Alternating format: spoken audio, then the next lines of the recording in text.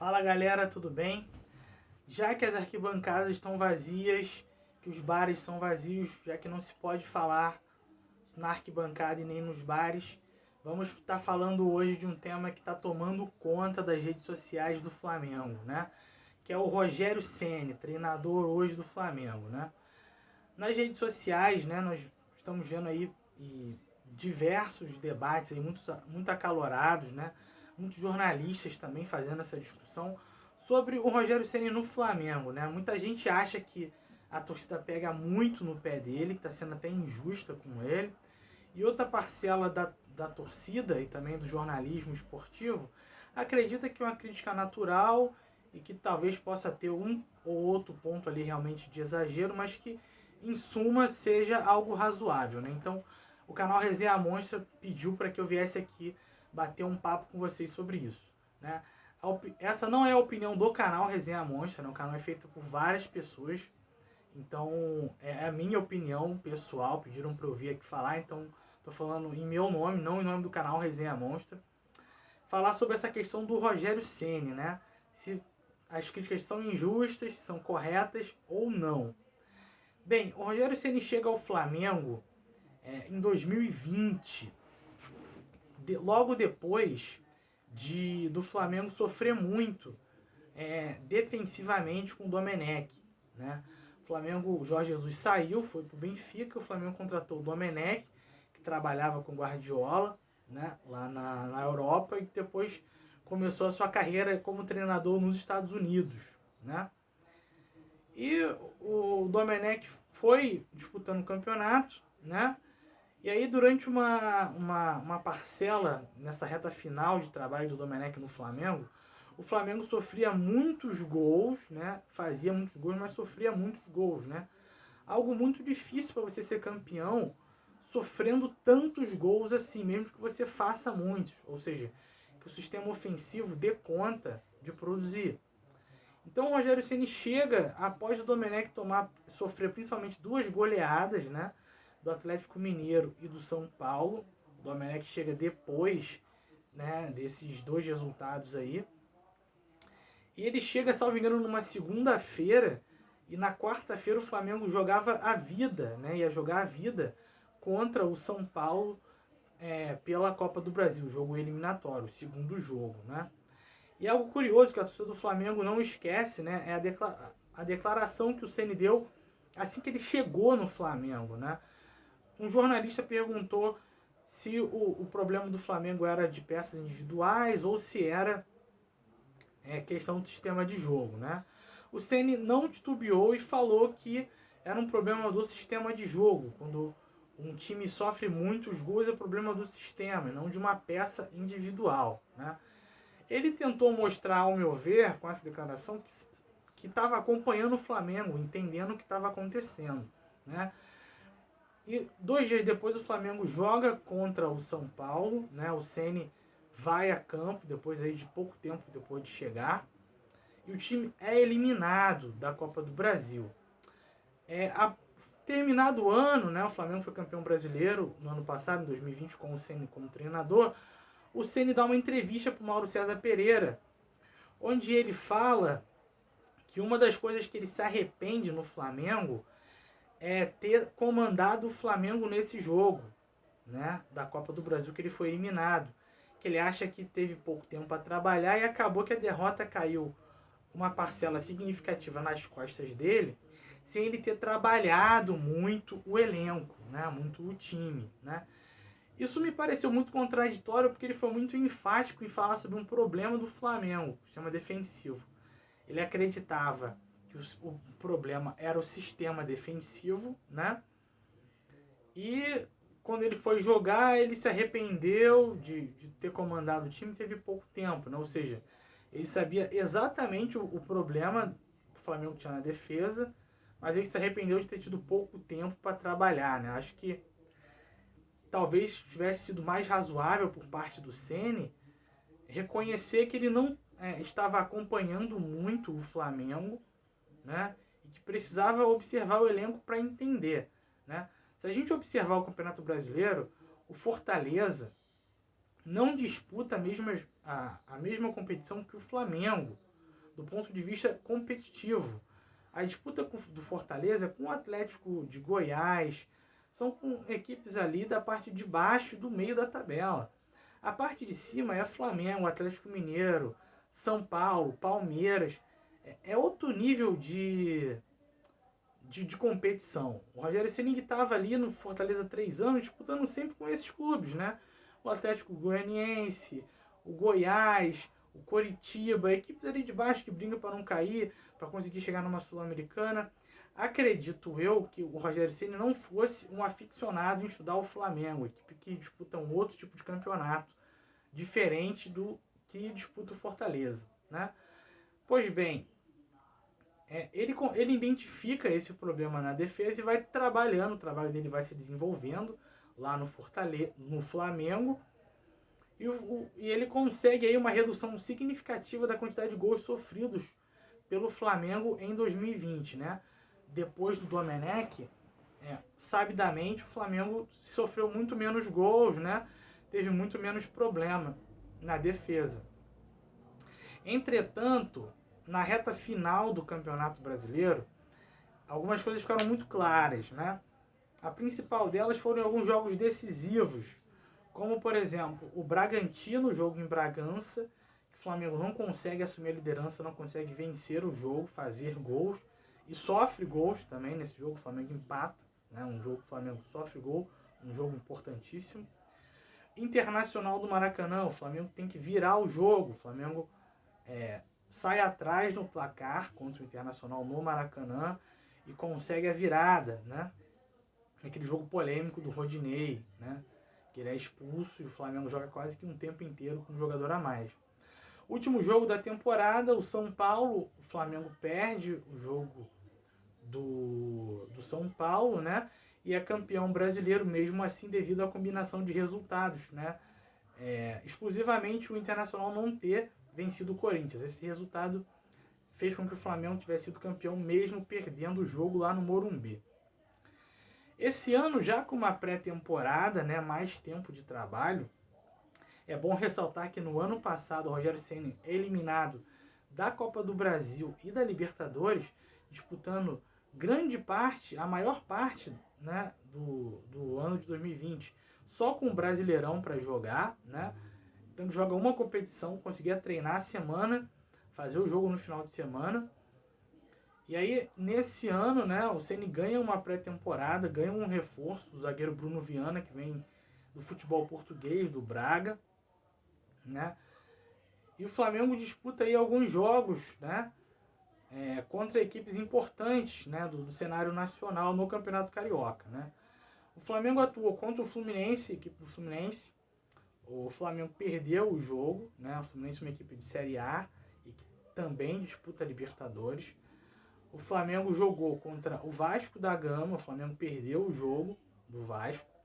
O Flamengo atuou também durante esse período do começo de 2021 com o Palmeiras pela Supercopa do Brasil, e o Flamengo empata o jogo, né, em 2-2 lá em Brasília, faz o desempate nos pênaltis e consegue ser campeão da Supercopa do Brasil.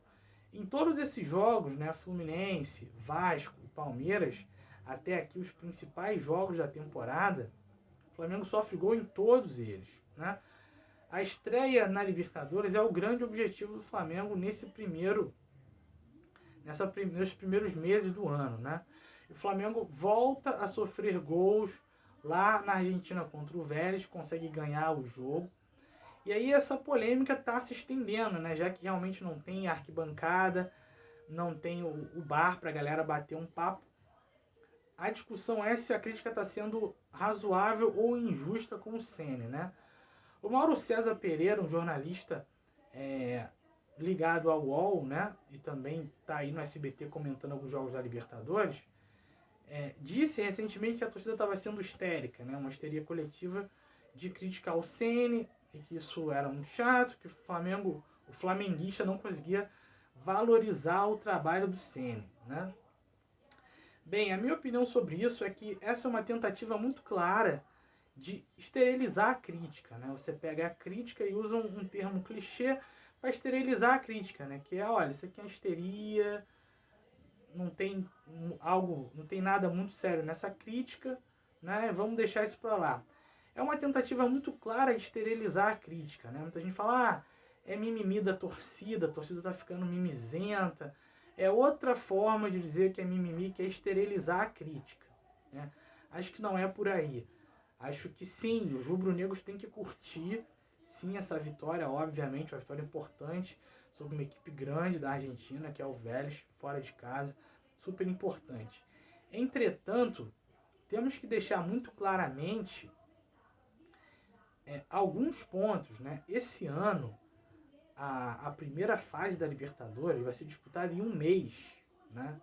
Ou seja, esse problema que vem do final do ano passado, né, nos jogos decisivos, no começo desse ano também nos jogos decisivos, esse problema precisa ser solucionado. Porque se o mês continuar, esse primeiro mês de fase de grupos da Libertadores não solucionar esse problema, o Flamengo corre sério um risco de ser eliminado. Se continuar sofrendo gol todo jogo, a Copa Libertadores pode ir embora em um mês.